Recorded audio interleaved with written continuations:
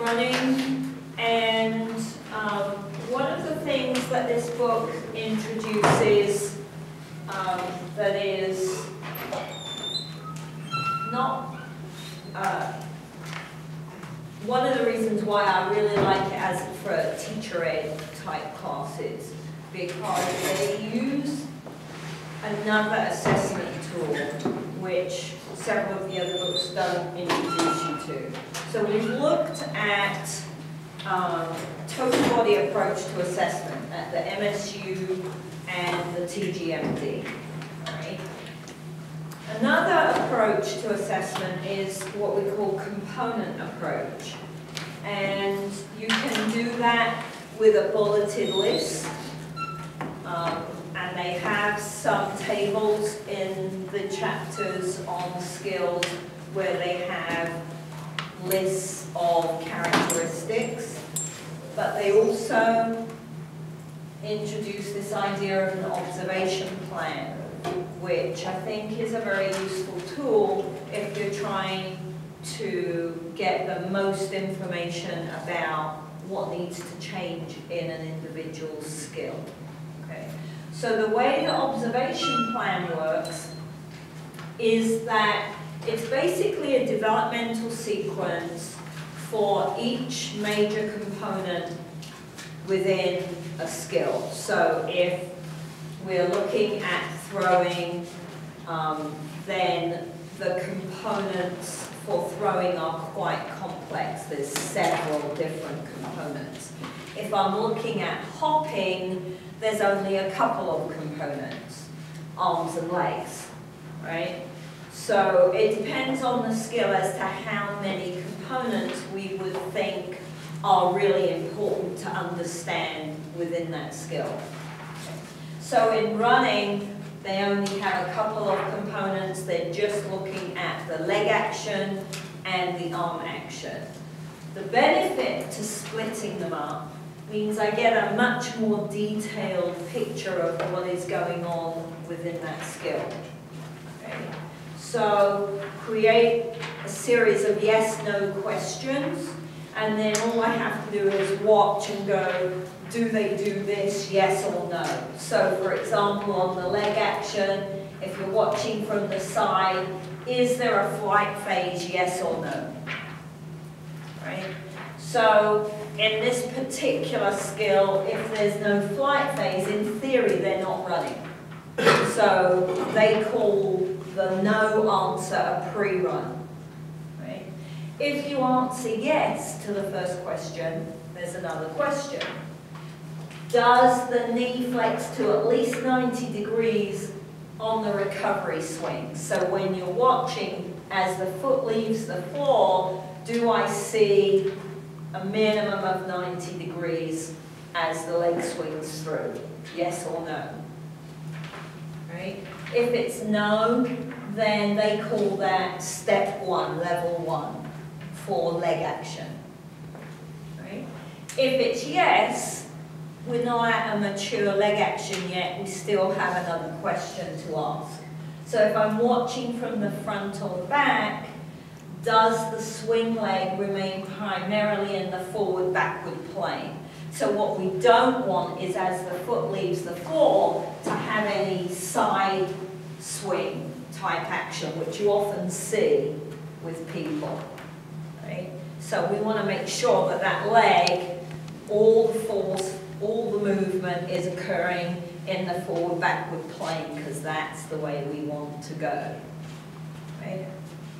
Yes, no. If it's no, then they would be considered level 2 for their leg action. If it's yes, they're considered level 3, and that, for this particular observation plan, has been deemed the best version. Right? Similar situation with the arm action.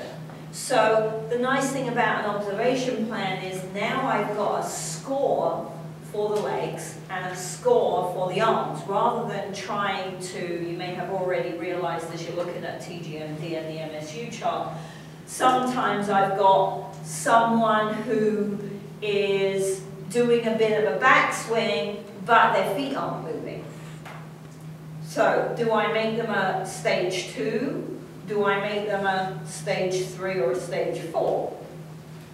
Because they kind of don't meet all the characteristics for any stage. So a whole body approach is nice and quick. It's a good kind of guide if I'm just watching people quickly, but it doesn't give me a true picture of what is going on in that individual's skill.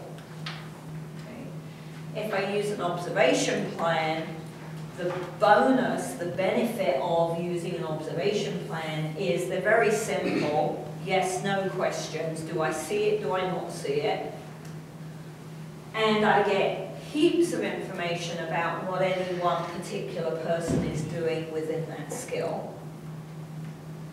The downside to the observation plan or a component approach is that they take much longer to run. And it would really help to have a camera, otherwise you've got to watch it umpteen times because it's very difficult to do the yes-no for the leg and the yes-no for the arm at the same time until you get lots of experience. So cameras are always useful regardless of what you're doing, right? You've done your TGMD. It's a lot easier to score that TGMD watching the film than it would have been watching the child on the playground, do you think? Right? Cameras are a great use of your resources if you have some money in your PE budget. Right? Trying to do a component approach without a camera, you've got to be really, really good and really experienced at assessing motor skills. So I wouldn't want to do it, and I've been watching them and doing it for a long time.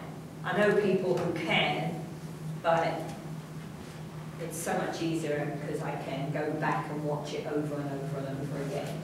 So how many components there are depends typically on how complex the skill is. Running is relatively simple as a motor skill. There's not a lot going on, right? We don't have validated component approach and or observation plans for every fundamental skill. So you have to maybe create your own. So you get to look at the skill and go, okay, how many things do I want to know about in this skill? Is it important to know where their head is in the skill? Right? Well, if I'm coaching a gymnastics skill, it might be important where their head is. If I'm coaching punting a rugby ball in a game, it doesn't matter where their head is, right? So the components depend on what's important in the particular skill. Does that make sense? All right.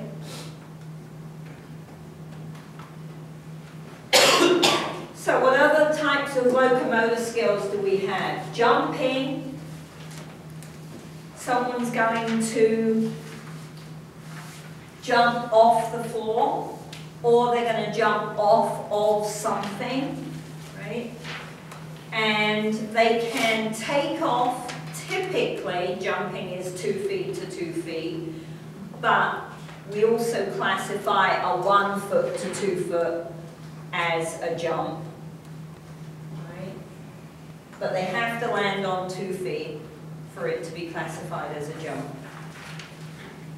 Hopping, I'm taking off 1 foot and I'm landing on 1 foot, but it has to be the same foot. Okay? So I can hop up and down on the spot, or I can hop forwards. Depends which assessment tool you're using as to what they're looking for. Okay. Leaping, I take off 1 foot and I land on 1 foot, but this time the foot is the other foot. So I can leap forwards, I can leap sideways, I can leap backwards. Right? Take off 1 foot, flight phase, land on the other foot. Okay? So when we're on the playground, try to use the right terminology for the skill that you're working with. All right?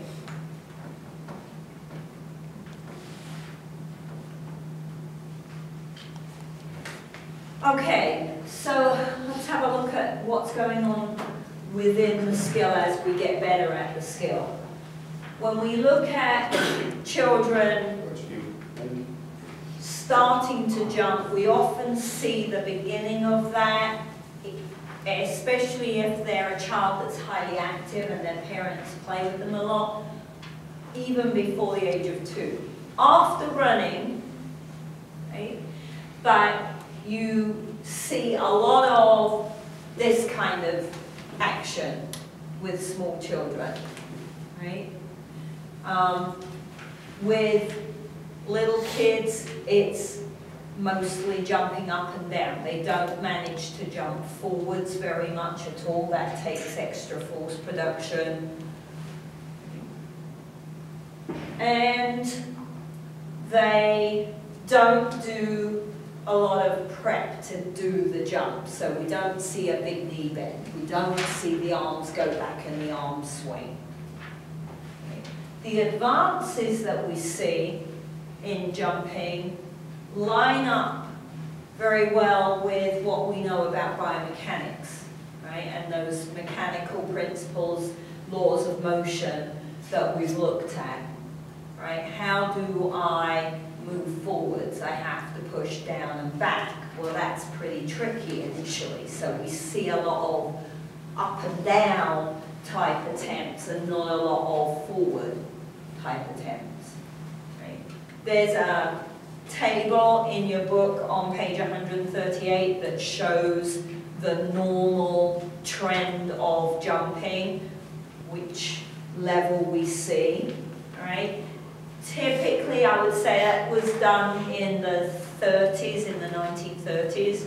So you might see those ages a little bit younger now, but the actual sequence of how the jump develops would be the same.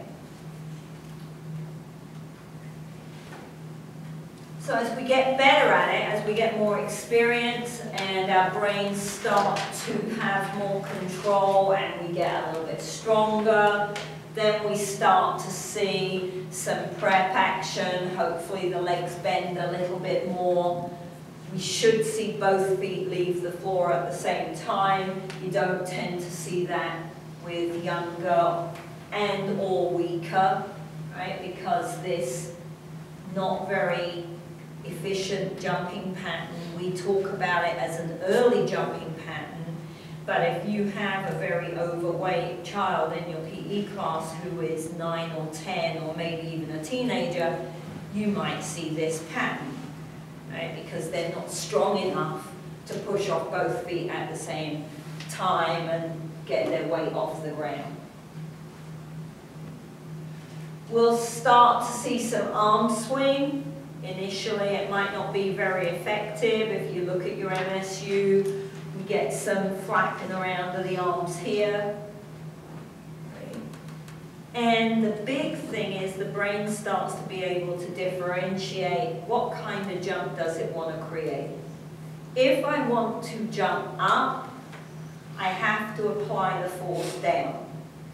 If I want to jump forwards, I have to apply the force down and back. So it takes quite a lot of practice for the brain to be able to go back and forwards between those two things, right? So if I'm working and I say, okay, jump up and down, and then I say jump forwards, and then I say jump up and down, that's going to take some practice for the brain to be able to flip between the two different force production patterns that it has to do, right? So let's have a look and see.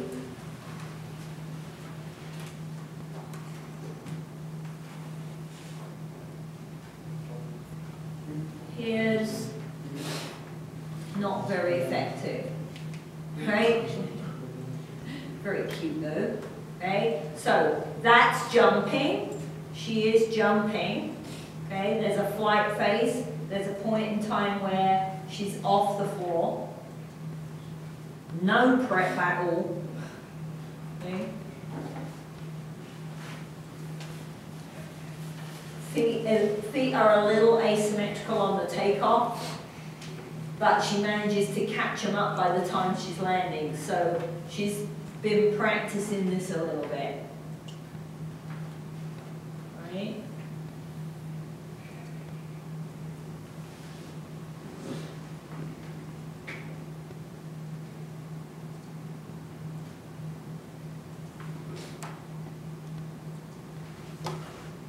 Alright, still not great, but quite different to what we saw the younger child do.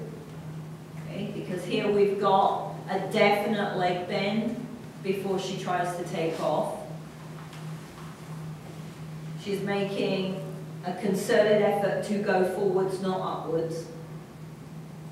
We've got something going on with the arms, even though it's not very effective. Right? Could do a lot of work on that.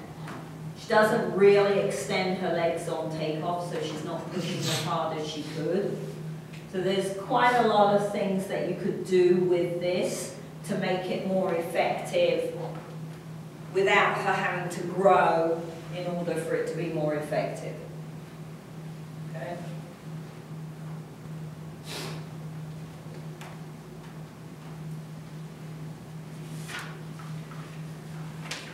Alright, so if what I'm measuring is the outcome of the jumping, right, the quantitative improvement, then as the child grows, we see change in the quantitative measure. Right? So even if I don't change their jumping pattern, we would see higher jumping, longer jumping, just because they were growing. Right? So you have to pay attention to that, because if the number that you are going to report on your parent report or on your end of year report to the head of the school is a quantitative number, then you're going to see some improvements that don't necessarily mean the children are jumping better. Right? Are they actually jumping better? Because our job when we're teaching movement should be improved skill, not just improved outcome. Right? I want to see improved skill, so I want to see better movement patterns. And the better movement pattern ought to lead to a better outcome. Okay? If I'm more mechanically efficient, then I should get better outcomes at the end of the day. So the research shows that even when you look at college-age students, particularly girls, surprise, right?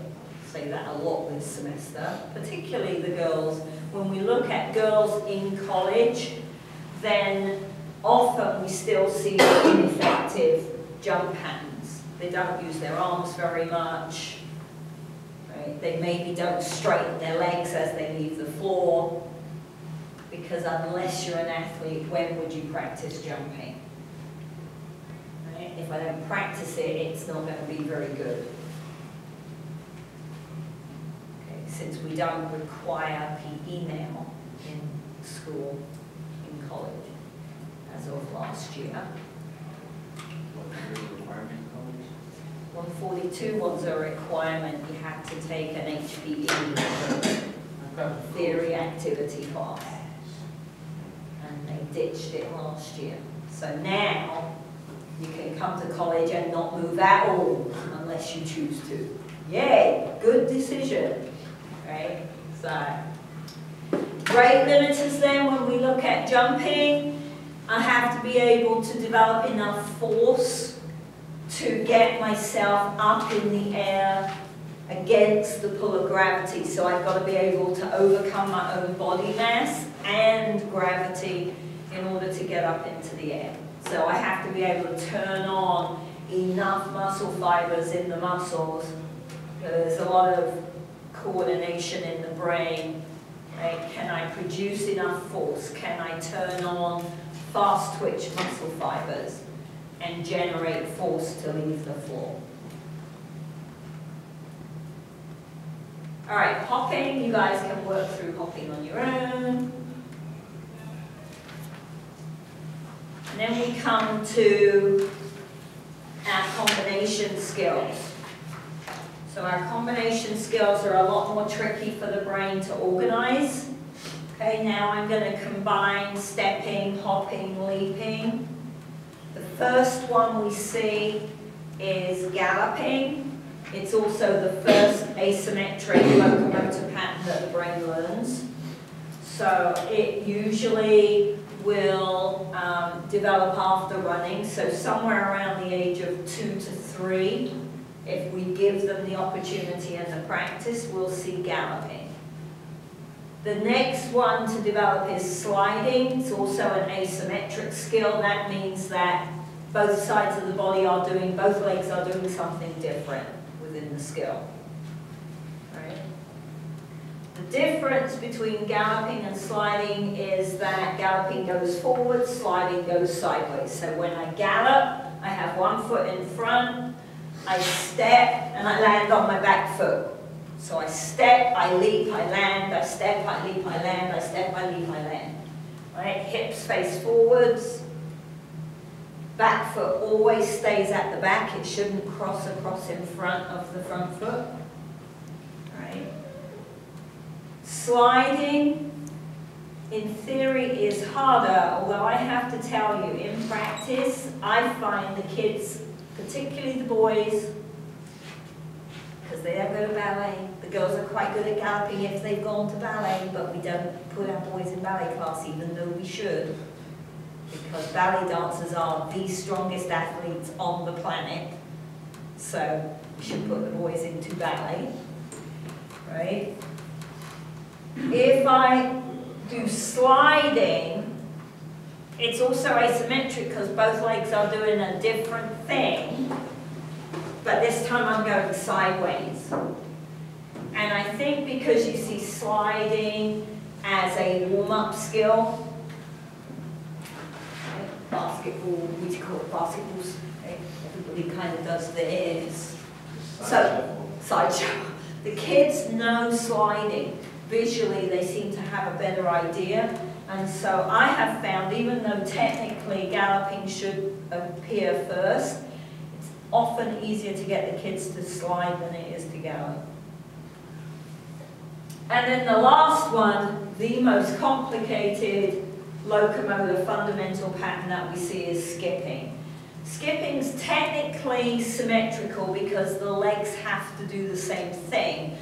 Although, so the coordination is symmetrical, but they're doing different things at the same time, right?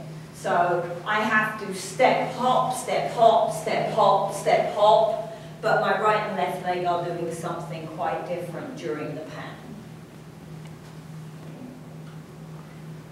So skipping, can't skip unless I can hop. So we see skipping quite late. Usually earliest is around 4 or 5, going into elementary school. Girls are typically better at these combination skills than boys are.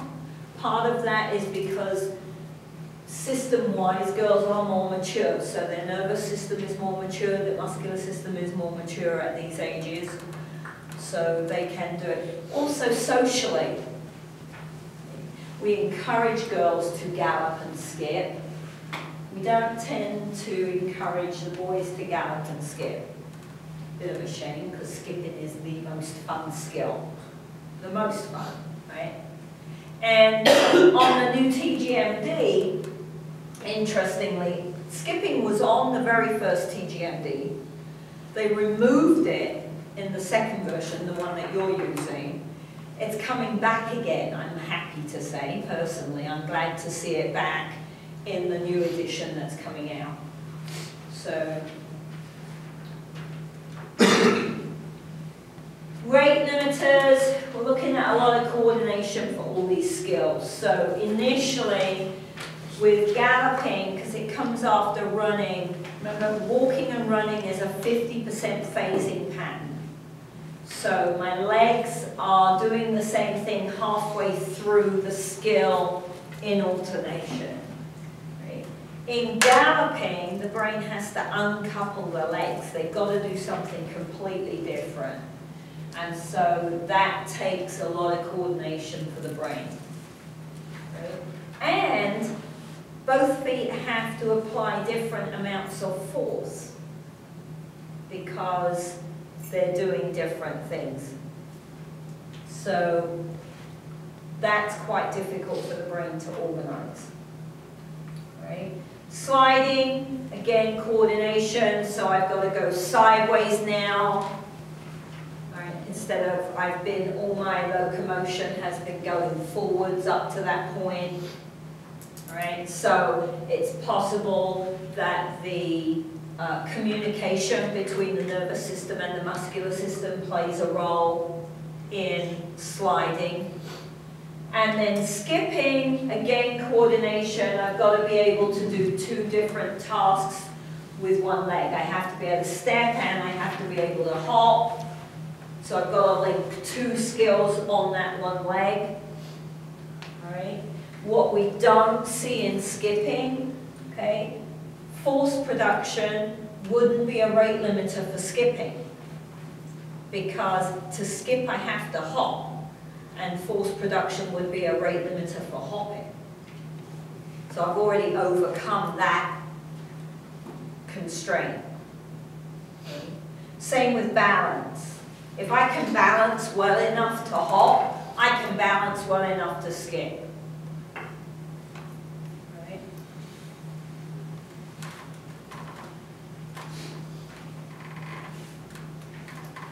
So be thinking about why do we pick walking, right? Why do typical adults walk upright, bipedal, walking, right? And interestingly, let's see if we can get this to work. Oh, no. I don't want to buy the video, I want to watch the video. Changed it.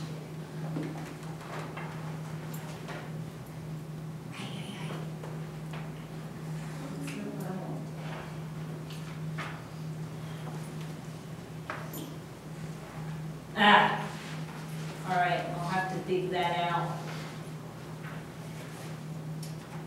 Okay, it worked earlier in the semester. Why won't it work now?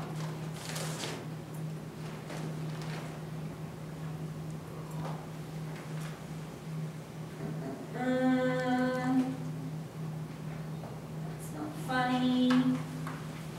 All right, anybody seeing what I need to click on? If you go back to watch online, and there's a search bar within that. You probably would have. Yeah. Hey, Miss, who's recording right now in this class? That's a question for after class. Absolutely. Marcel? All right, never mind. I'll try and find it for Monday. I don't have the patience of it. I get frustrated with myself. All right, I'll try and find that piece of video for Monday because it's really interesting to watch this particular group. Oh, there we go. Let's see if it'll let us watch the preview.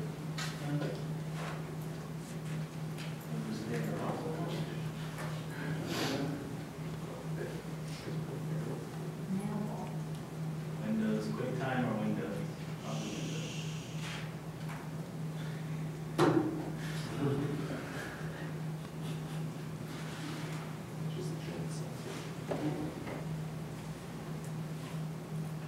Any joy, Colin? Family that walk on all fours.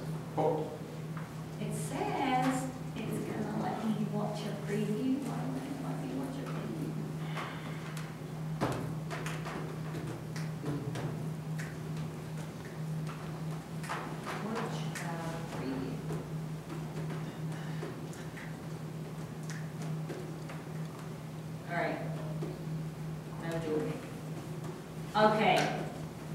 In that case, I'll try and work that out for Monday.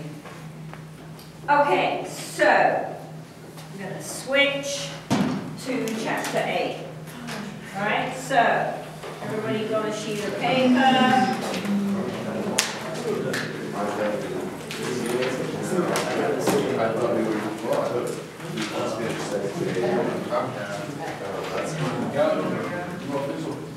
Where's your beautiful plan? Don't forget, if you've got park cues or checklists, to make sure I have those before you leave, so that you can come to the playground next week.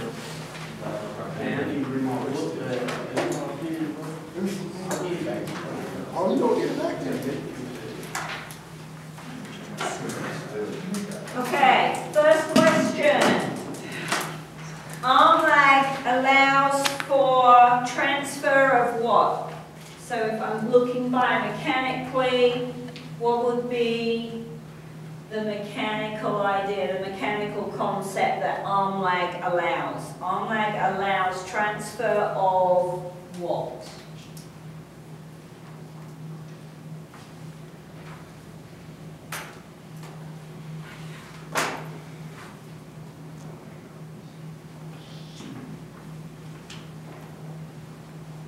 Question number 2. Throwing for accuracy.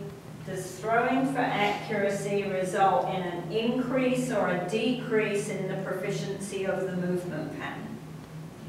So if I'm throwing to hit something accurately, do I use a more efficient pattern than if I'm throwing for force, or a less efficient pattern?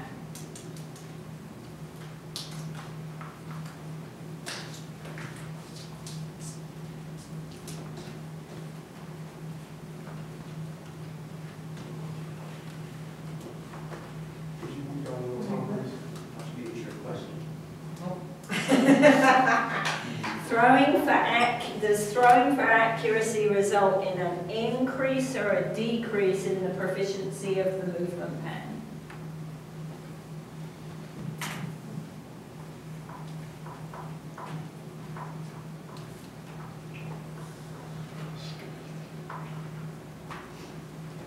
Question 3. What is an example in sport of an overarm striking pattern that doesn't use an implement, doesn't use a tool, piece of equipment? What's an example in sport of an overarm striking pattern that does not use an implement? Overarm striking, you said?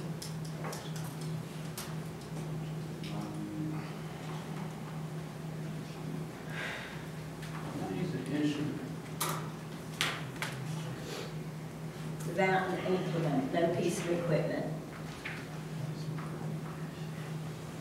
Sport.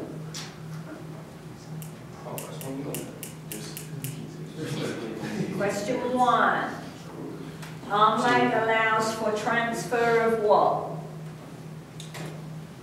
Arm lag allows for transfer of what? Question 2. Throwing for accuracy. Does throwing for accuracy result in an increase or a decrease in the proficiency of the motor pattern? Question number 3.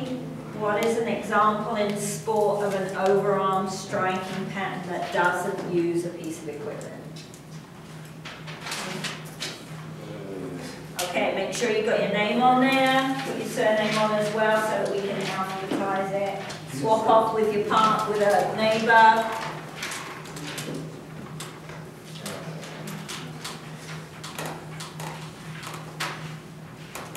Okay, question number 1 then.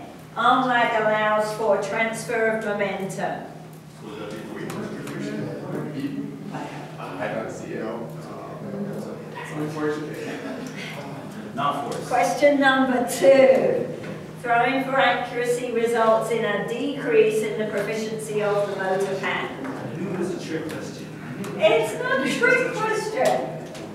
It's what happens. I knew it. Question number 3. Example in sport of an overarm striking pattern would be a volleyball serve.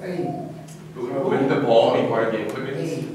No, because you don't, the equipment isn't part of the... What about swimming? Swimming, because like this.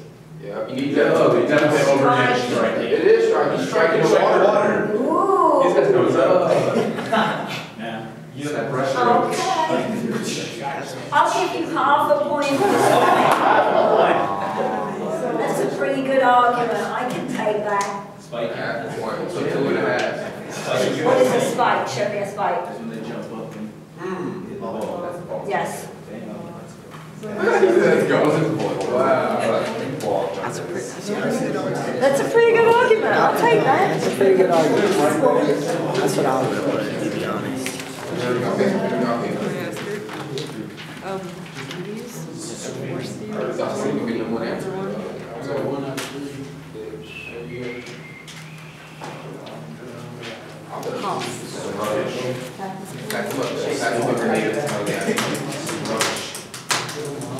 Baseball pitch.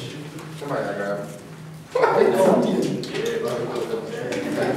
No, because you got the ball in your hand.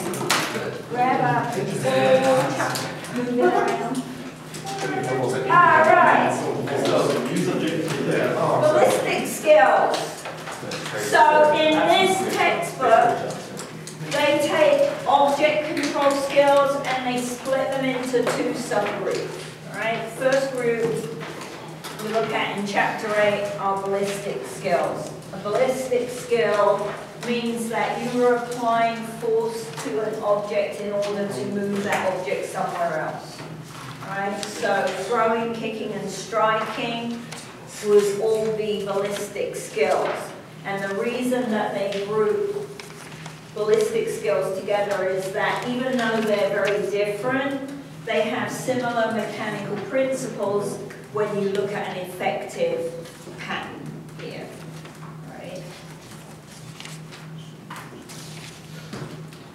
So, first one, throwing. How are we doing with the balls? Doing great. Pass the balls. Alright, so, throwing. There's several different versions of throwing. Most of the research looks at a one-handed overarm throw, right? But I can do an underarm throw, toss. I can do a two-handed underarm throw, which you'll see quite a few of the children on the playground do, especially if they're working with a larger ball, right? They'll use both hands, swing it between their legs, chuck the ball forwards. In some sports, you'll see a sidearm. So, cricket, baseball, probably softball, don't watch enough of those, right? But if you're fielding, you might see a sidearm in a fielding type game. Is it rugby, Melissa? Rugby. Yeah, they might count rugby. Yeah. Overarm two-hand. Right, so an overarm two-handed throw. So a soccer throw-in. Rugby. Rugby, they do that. No, rugby they throw one hand. Oh, they throw 2 over top. In the lineup, that's what it is. In the lineup. Hey. No, they don't. They use a one hand on a lineup because the goal is to get the ball as far as possible. You can't throw one hand in rugby. You can't throw one hand in rugby. You have to. It's the one where they bring people up in the air and you have to toss it down the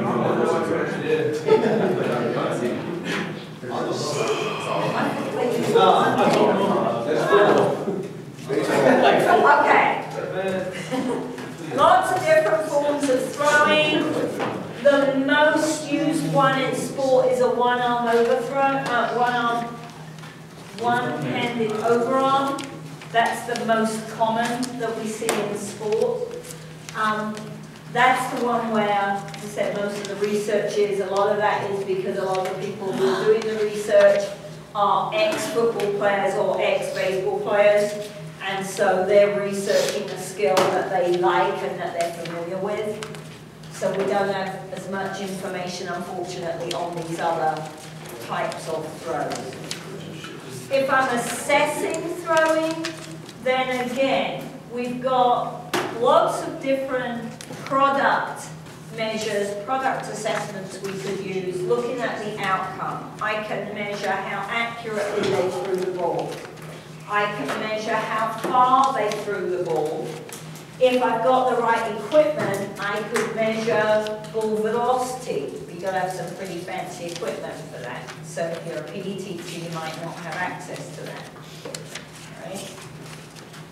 You've got to be a little bit careful, I think. How useful is a product measure? Right? If I'm measuring accuracy and I'm working with a large group of individuals, then how strong they are could impact how I set up the assessment, right? So I can't have everybody stand here and say, hit the spot on the glass, because what if they're not strong enough to get the ball that far? So now I would have to do a slightly different assessment, maybe for everybody in the group. So that can be problematical.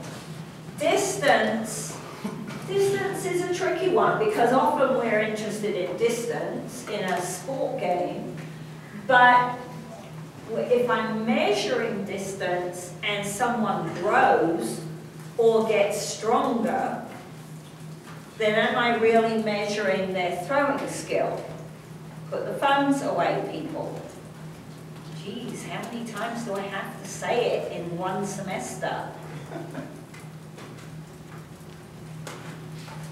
Right? So what am I really measuring? What is it I want to know when I'm looking at throwing? If what I want to know is how skilled are they at throwing, then I've got to look at the pattern, not the outcome. Right? So I want to look at a process measure.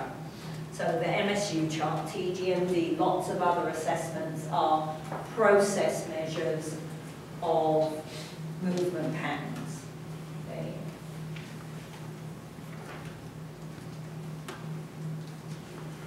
So early overarm throwing, again we use the term early because typically you would expect very basic throwing from children, particularly if they're under 3, but we can see some pretty bad throwing patterns with older children or even adults.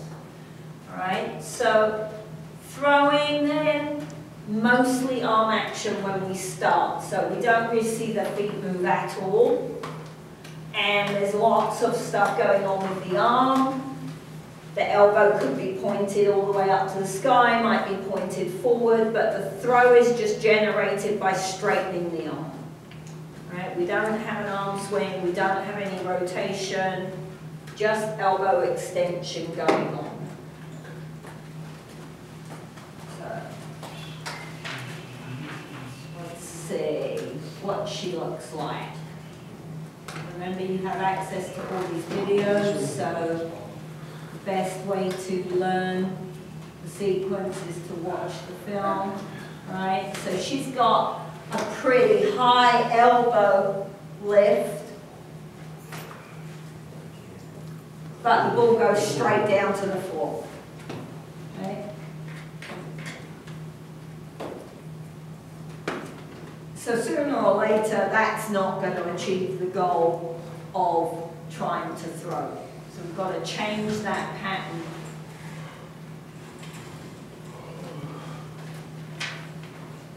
Okay. So as we get more proficient, and we're looking at force production initially, so the MSU chart characteristics, the TGMD chart characteristics are assessing throwing for force. Okay. So when we're looking at force production, then we want to have some kind of a backswing, right? So as we get more proficient, if you look at the developmental stages on those charts, then we start to see more of a backswing, right? At some point, we want a step forwards, and it really helps if, as I do the backswing, I take my weight back and I shift my weight forwards as well. All right, so I've got to be able to balance well enough to move my weight backwards and forwards. Taking the arm back, once I start swinging the arm hard, automatically means that I get some shoulder rotation.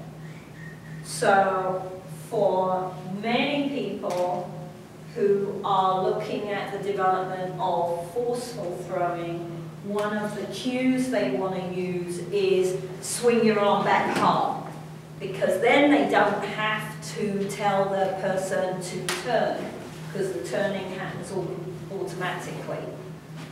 Right? So you've got to think about what cue am I going to use? What is the pattern that I want to see? And what cue am I going to use that might motivate the brain to do that pattern? Right? I've got to manipulate what the brain and the body are doing. Should be using an opposite leg by the time they finish fundamental throwing. We've got an opposition step. Right? The longer the step, remember our chapter 3, the longer the step, the longer I can apply force to the ball. So if the goal is force and distance, I want the longest step possible without losing my balance during the step. And eventually we want what we call differentiated trunk rotation. So just that segmental rotation. I don't want the whole body moving in one piece. I want to see the hips go, and then the trunk go, and then the shoulders follow through. Because that allows me time to apply force to the ball. In really good throwers, you're going to see some lag between the upper arm and the shoulders, and then between the lower arm and the elbow. Right? So, see lots of elbow injuries in sports that are trying to throw for force because of the torque on the elbow, if I get good lag. Am I right? Because I don't know this. Alright, I don't throw the ball that hard. Alright, so movements are sequential, we see differentiated, we see lag in order to transfer momentum. I want to move that momentum from one segment to the next segment and finally to the hand as I release the ball. Momentum is just the same as speed. Not really. Force times speed. Momentum force times speed. Force equals I think acceleration equals speed. it's a long time since I've looked at momentum Momentum equations. is force divided by acceleration. So you can watch that. No, acceleration is not speed. Acceleration is change in speed. That's not new flaws. Momentum is force divided by acceleration was force divided by. Yes. We'll have to look it up. Alright, so in this picture then, we've got, yay, a girl! I think they picked her on purpose. She's not typical, okay? So, we're going to assume that she's an athlete of some description.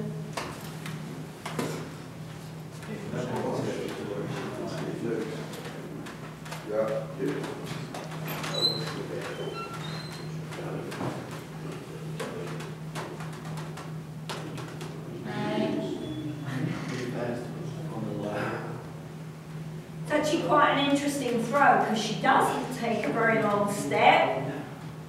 And she doesn't have a big backswing. She's got an abbreviated backswing. But she has got lots of shoulder rotation, and she's got a very fast arm. So I'm not sure that that video clip really depicts what we're saying would be a proficient pattern, but that's the fun of analysing movements. Everybody does it slightly differently. So, I don't know, is she a softball player? Softball? No? I don't know what else she would be that she would throw that well. Shot putter. Shot, and it's not javelin. Cricket, she could be a cricket player, that's true. All right, so Monday we'll finish